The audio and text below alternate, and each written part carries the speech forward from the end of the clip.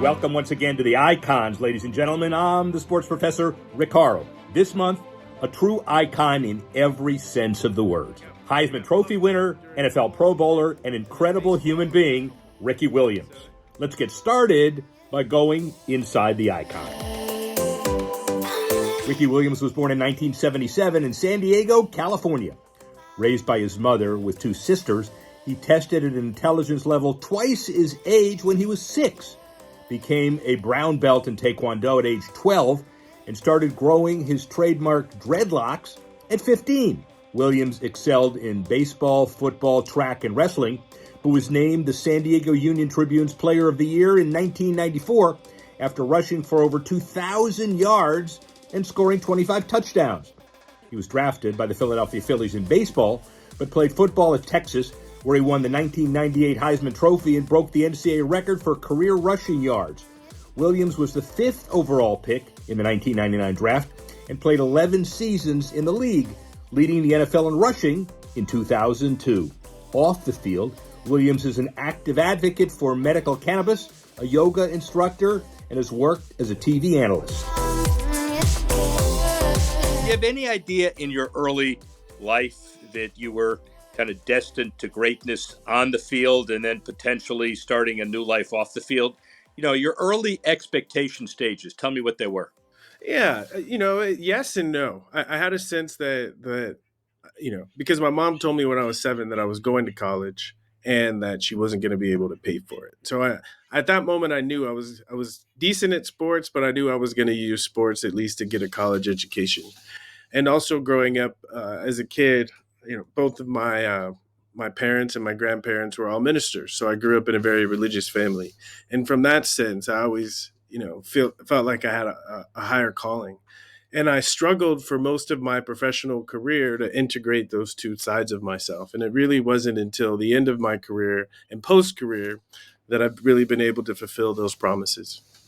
Well, and there's another issue too. Obviously, you look at your bio, and apparently when you were 6 years old, you tested twice your age as far as IQ. How did it feel to be the smartest guy in the room, and then you didn't know it at the time, but you were smarter than everybody else you interacted with? In a way, it was frustrating because, there's IQ or intelligence, and then it's really the conditioning we receive to be able to express that intelligence. And so because my mom was working all the time and she was a single mom, I didn't have the luxury of hearing parents have intellectual conversations. And so I had a powerful IQ and that I could figure things out, but I didn't always understand what was going on around me. So it took me longer, I think, really to maximize and utilize my intelligence. I think that's probably why I gravitated towards football so much, is because, people don't recognize it, but intelligence anywhere, even on a football field, gives you an advantage. Yeah, and from an outsider's perception, and look, I'm a lawyer, not a psychologist, but when you look at when the San Diego Union tabbed you with the all academic team, some people call it enigmatic, some people call it a rebel, some people say smart, too smart for his own good, some people say he can't break his rules. What did you see it as kind of a gift that you had that you needed to overcome certain presumptions, or you just didn't care how people felt? Of course, I think it's impossible not to care, but I think eventually, if you want to be successful, you have to grow and learn how to do it. I was fortunate to get to spend about an hour and a half with Oprah Winfrey when I was young, and the one piece of advice she gave me was you got to learn not to care so much about what other people think. And I think what she's really saying is you have to learn to value your own feelings and your own thoughts more than other people's, because other people can provide useful information and useful insights. But if you don't value what you truly know, sometimes other people's advice can throw you off track. Well, and you're locked in a very unique box. You're the 1994 Player of the Year as the best running back in the state of California. You're also on the all academic team. Honestly, that usually doesn't combine. It's usually not redundant. In fact, it's the actual opposite. Also, by the way, you had a hell of a lot of options, right? The Phillies paid for your college scholarship, as I understand it, to UT. So when you were beginning college, the world's your oyster. Which oyster are you going to choose? Yeah, so when I was being recruited by both Major League Baseball and by the teams in the NCAA. I told them both. I said it's always been a dream of mine to be a professional baseball player, but it's also been a dream of mine to be a college football player. So I told all the colleges I'm dedicated to being a college football player, but I'm a baseball player. I told all the baseball teams I'm a baseball player, but I'm dedicated to being a college football player. And I think part of keeping an open mind, I think at the core of that was to keep my options open. And I felt so fortunate to be able to play at the same time minor league baseball and to have that experience and then go back and play big time college football. It was unique because I got puffed up during football season, and then baseball I got humbled. So it was a good training to help me achieve in both sports. Did you ever have conversation with like Michael Jordan or Bo Jackson about that second sport? I had a bunch of conversations with Bo and also with Deion Sanders. They didn't tell you how to hit a curveball. They didn't tell me. Well, you know what they did say? They did say you need a lot of at bats. That was their advice. In baseball you just got to get a lot of at bats, and eventually you figure it out. As we go through life, we get more wisdom and we have more understanding. And so, yeah, if I had known what I know now, I would definitely approached it different. Let's fast forward to UT. So you win the Maxwell, the Camp, Doak Walker, 193 yards a game, 64th Heisman. We could talk about that for years, but when did you realize that the field in college football was basically yours to dominate? It's the main reason I came back for my senior season. There's something about experience and the kind of confidence it can give you. And I remember coming back from my senior year, and because I started as a freshman, I was thinking, there's not very many people in college football that have had as many snaps, that have seen as many things, that have had as much success or experience than I have. And that gave me a confidence to know that it was my playground, and I can go out there and exert my will on other teams. Yeah, exert your will, I'll say. So, you end up drafted in 99, fifth by the Saints. That's all chronicled very well. By the way, do you still talk to Mike Ditka? I talk to him every time I get a chance, at least a couple of times a year, and every time, big smiles, and we love to connect. He's he'll always be a meaningful part of my story. The faith and belief he showed in me by trading the whole draft for me, it's a big time statement. You were about to say pretty much the whole draft. It was the whole draft. But the guy takes off and he tees it up and he says, I don't need to do anything anymore for the next couple of days. I got my guy. As you negotiate your pro deal, and you're talking about not only the Saints and ultimately the Dolphin deal, but your first deal, Yeah. and Master P does it for you, and it's very incentive laden. And it's $11 million contract over 7 years, and incentives are great, but it's a hard world out there. Do you regret that deal, or was it just a moment in life you made the right choice and it may or may not have worked out? I think I regret the way I handled the PR around the deal. I think there's certain assumptions that people make, and people make the assumption that if you have the opportunity to get money, that you should take it as if that's the most important thing. But that really never worked for me. And so for me, as I came into it, I realized that the Saints, Coach Ditka, they really put their neck on the line. And for me, the worst thing is if I came in and underperformed and they would have given me all that money. And so, maybe the incentives were were a little big, but the fact and the statement that I wanted to make, that I wasn't about the money, that I was grateful for the signing bonus and the ability to do what I've always wanted to do, and that everything beyond that I should have to earn. That's a statement that I still stand behind. I was 22 and really doing it by myself. And so, yeah, I mean, a few more conversations about how to structure it might have been useful. But again, I stand behind the statement of I didn't feel comfortable just getting paid off of what I did in college and my potential. I wanted to earn it. Guys who are running backs who have short NFL careers and basically want to form a running back union because they are legitimately not getting enough dough today because running backs are fungible. What's your comment on that? I mean, I can appreciate both sides. both sides of the argument, from the business perspective. Now that I'm a businessman, learning to look at things in terms of what's the market, you know, and the Yeah. reality is you can get a good running back for cheap, right? And I agree with the players is that they should make, if that's the case, that you still have to pay for an excellent running back. And I think with the running backs, there's two conversations. One is the market for running backs, the other is the market for superstars. Yeah. And I think if you have a running back who's a superstar, I think that he needs to be paid like a superstar. Ricky Williams's perspective needs to be heard because owners, it's not you're a players guy or an owners guy. You just got some very interesting perspectives on that.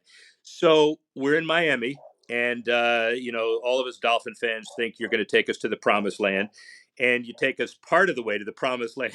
But the promised land requires some passing, and it requires some Yeah. quarterbacking and stuff too. So Dan Marino, know him really well. He loved handing the ball off to you. But we have Miami had great people coming along at different times. Great offense, then great defense, then you.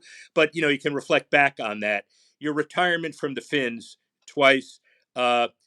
You feel good about how you did that? Could you have handled it any differently, or are you very comfortable with how you did it? Well, I mean, I think anyone who looks back and says that they wouldn't have handled it any differently, I think they're not being honest. Because as we go through life, we get more wisdom and we have more understanding. And so, yeah, if I had known what I know now, I would definitely approached it differently. Um, but to me, we're young, and the process of becoming wise is going through these kinds of situations. And so, I look at it, and what did I learn? Is that as an athlete, and I'm so glad times are changing. Is that athletes are starting to be seen as like human beings, and they're starting to come together and have a voice. But I think back then, I didn't feel like I had a voice. I felt like the only thing I could do was either leave or stay, and I decided to leave. So I would have had probably more um, upfront conversations with the Dolphins front office, and really take a stance on that I felt based off the way that they were using me, that they needed to help me feel more secure about being used that way, instead of the conventional contract negotiations, because that's when things really fell apart. Is when, after leading the NFL and rushing for 2 straight years and waiting, because I had all the leverage after I led the NFL in rushing, but waiting a year to renegotiate the contract, and then I waited, and the offer they came back, it just was like this. This isn't a smart business decision for me to keep playing at this level. It's when I was playing and athletes had a political perspective, the response was, "That's a distraction. Shut up." You know, and again, I think part of expressing ourselves as human beings is that we have other desires and other things, passions and things that are important to us beyond just the game. So I'm in Tokyo Airport in 2004. I'm heading to change planes to give a speech in Bangkok. You're there in that international area to head to Australia. And I'm thinking, and I see you, and I'm thinking, man, do you think I can turn on the charm and talk you into turning around? I decided not to do it. You think I would have been successful? No, not No at that shot. point. Not at, actually though, in the Bangkok airport is kind of where I made the decision to come back. So it's interesting you point out to that moment in 2004 in the Bangkok airport, because that was a big moment in my life. Yeah, I know. Well, I failed. No, you came back. The bottom line is, look, the Dolphins went 4-12, and the game is different, and that's 19 years ago. So let's head on. The idea of today versus the game when you were playing, and then we'll get into your current life. Uh, how different is the business, and how different is the game from the early 2000s? I think it's what I touched on before is I think the players have more of a voice. Um, And I think whatever you may, but just seeing the end racism in the back of the end zones, it's when I was playing and athletes had a political perspective, the response was, "That's a distraction. Shut up." You know, and again, I think part of expressing ourselves as human beings is that we have other desires and other things, passions and things that are important to us beyond just the game. And I think in the past that was viewed as a distraction, but hopefully they're starting to see that actually adds to not only the game, but it adds to the NFL and creates a greater potential for connection to the fans. And that's, I think, where we'll leave on field. Let's talk about entrepreneurialism. The goal of your life is, as we've heard in a mission statement, is to elevate the legitimacy of cannabis as a medicine and the respect of the medical professionals for cannabis users. As always, you're ahead of your time. So explain the mandate. Yeah. So, we use that language because it's up politically, it's up socially, but there's a deeper underlying cause. And it's really about freedom. I remember, after I got in trouble in the NFL, I went back to school and I was taking a government class, and we got to we were talking about the Constitution and the Bill of Rights, and we started talking about this idea of life, liberty, and the pursuit of happiness. you know and so I started reflecting on my life and saying, okay, this is what this country is built off of. And I started to look at how many of my choices, especially related to cannabis, were really about life, liberty, and the pursuit of happiness. And it checked all the boxes. And so it's not really about cannabis. At a deeper level, it's really about the American dream. And I think if you apply that specifically to football players, we do a lot of damage to our bodies, to our emotions, and to our minds. And I think the NFL owes it to the players to give them all reasonable means to take care of themselves. And so that's really what I'm advocating for is self-care. In the context of that, we know that the NFL has spent over $1 billion in cannabis-oriented research. The NBA and Major League Baseball legalize. So, where do you think the NFL is going to be in a few years relative to this? Again, and I think that the push in all of the leagues has really come from the players, and it's been impressive because for so many years it was something that the owners held against the players for negotiation leverage, and finally the players said, "Stop! This isn't a drug issue. This is a wellness and self care issue," and I think the players taking a stance like that is really made a difference. And so I see in the next 3 years that the NFL will no longer test or punish players for using cannabis. And I predict in the next 5 years, that teams will start to be a source of cannabis. The same way if I have a cold, if I have a flu, if something hurts, I go to the team doctor and he gives me what I need. So hopefully, instead of it being stigmatized and players being punished, that they actually have greater access to it. And I think, again, as the players realize it, because it is everywhere now, players started to use it a little bit more, and they realized, wow, this feels so much better than the NSAIDs or the Vicodin or the Ambien that I'm taking. And I haven't spoken to one retired player, not one retired player who started experimenting with cannabis has not said, I wish I would have done this when I was playing. Us older players, we can, we're not receiving the financial benefit, but I think we can receive the spiritual and moral benefit of the hard work and effort that we've put in have opened doors for athletes today. The Celebrity Apprentice 5 years ago, Hell's Kitchen 4 years ago, Celebrity Big Brother 3 years ago, Real Time with Bill Maher. You're a national celebrity in so many different ways. Longhorn Network, on and on and on. Comfortable in front of the camera as well. How'd that evolution happen?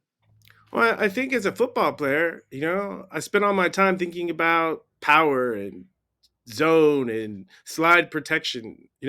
I didn't really have anything to say. And so when people put a mic in front of me, I didn't feel like those things were very important. And then when I retired in 2004 and I had the opportunity to travel around the world and I had downtime and I started to realize that I enjoyed reading, and I finally started to have thoughts. I started to use my intelligence on something other than just football. And through that, I realized I had important things to say. I had important ideas to share.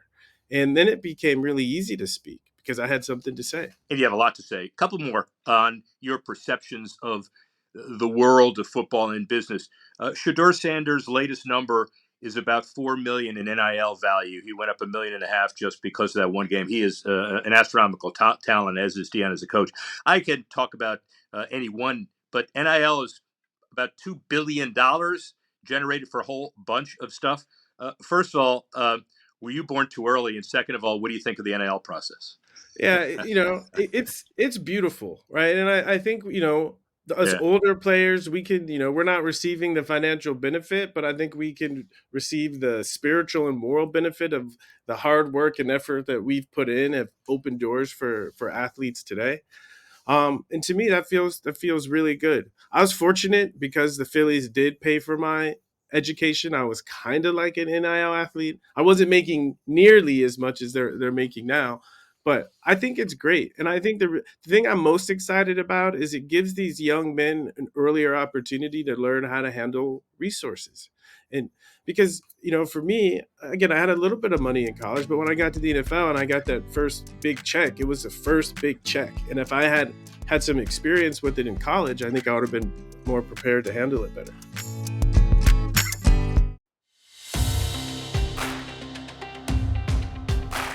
Most important, impactful issue in your life? Winning the Heisman, rushing for 10,000 yards, beginning your entrepreneurial career in cannabis development sales. So I'm an entrepreneur. It's funny, the timing of this is perfect. I'm an entrepreneur in the sense that I launched Heisman about a year and a half ago, but and today is like a momentous day. I also launched an astrology app.